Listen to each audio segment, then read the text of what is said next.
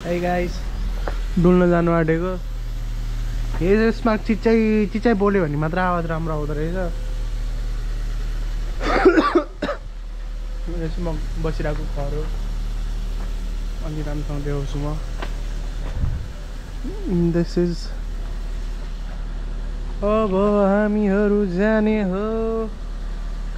कहाँ पो कुन ठाउँको भनेर चाहिँ ठाउँको नाम चाहिँ थाहा छैन मलाई, तर लेट्स गो।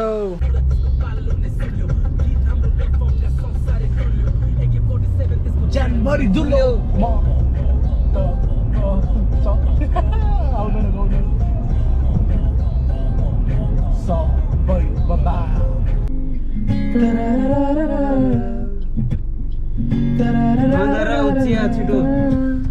खिम्ने अनि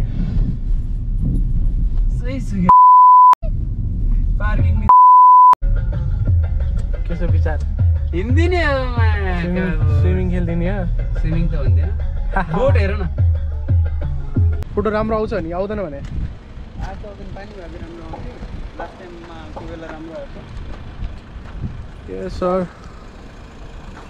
त्यस्तो ठाउँमा आइपुग्यो हामीहरू। पुरै समुद्रै हो। हामी हिँडेर चाहिँ उति बिचको आइल्यान्डमा पुग्छ। जाने चल्दिस चल्दिस त खोलौँ न त, किन हिँड्यो खालि उता जाने? पानी भइसक्यो छ यार केटा। आज पछि हामी टाइममा फर्किनुपर्छ। अहिले जुत्ता सुत्ता खोलेर हिँडिहालौँ। ल गाइस, जुत्ता खोलेर अब हामीहरू खाली खुट्टा हिँड्नेवाला छ। गरिबीको अलि स्वाद चाखौँ बनायो हाम्रो नि। नत्र नि यस्तो महँगो जुत्ताहरू। हामीहरू डाउन टु अर्थ मान्छे हो क्या होइन त। गफ हारे भन्दा होला हो, गफै हारे मिल्ने भयो गाडी चढाइदियो, मिल्दैन नि त। ल ल ब्रो, मिल्न त मिल्छ, तर फाइन चाहिँ कसले तिर्दिन्छ होला? गाडी कहाँबाट झार्छौ यहाँ? ब्रो, हाम्रो गाडी त्यो टार्जन वन्डर कार जस्तो हो नि त, सिधै माथि हो। एकछिन इम्प्याक्ट पर्छ तल चाहिँ। पाइयो पाइयो, एरोप्लेनै हो भने नि हुन्छ। लाग्दैन होला होइन, खुट्टा बिजाए बिचमा चाहिँ। मेरो खुट्टा लास्टै सेन्सिटिभ छ कि, म एकदमै के भन्ने। Some good views.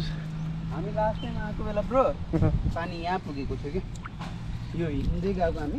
तिमीलाई यहीँ बगाएको त होइन नि? होइन ल एकचोटि क्यामेरा समात। साइड फरकै ठाउँ हो। बोल तिमी पनि क्यामेरा। के बोल्ने होला यार, म एकदमै क्यामेरा साइ पर्सन होइन। बोल्यौ त नि। त्यस्तै हो गाइज होइन। अब लास्ट टाइम हामी आउँदा चाहिँ पानी धेरै थियो। मेरो लिटरली यता घुँडा, कहाँ घुँडा देखिँदैछ, यता यतासम्म पुगेको थियो होला कि पानी। अब त्यति बेला चाहिँ अनि पानीको बहाव बढ्दै गरेको हुनाले चाहिँ हामी बिच बाटोबाटै फर्किएको थिएँ।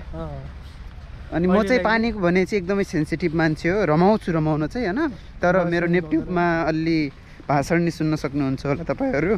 एक दुईवटा लाइन भनेको थिएँ, स्विमिङ आउँदैन भने किन जानु भनाइ मात्र हो।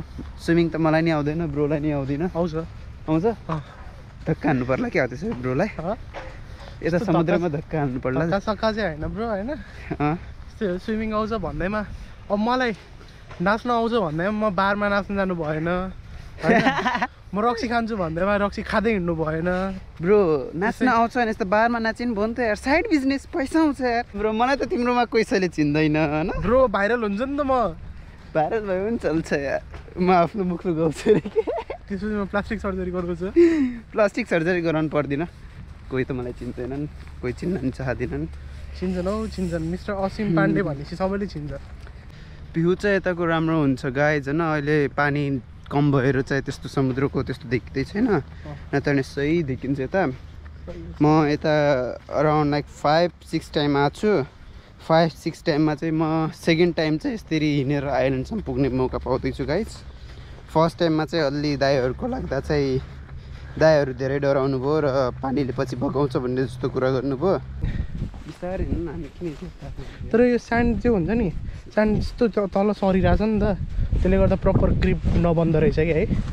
त्यो दौडिने टाइपको अलिकति छिटो हिँड्न सक्दैन कि, यो स्लिप भइरहेछ कि। त्यस्तै हो गाइज, धेरै बोलियो।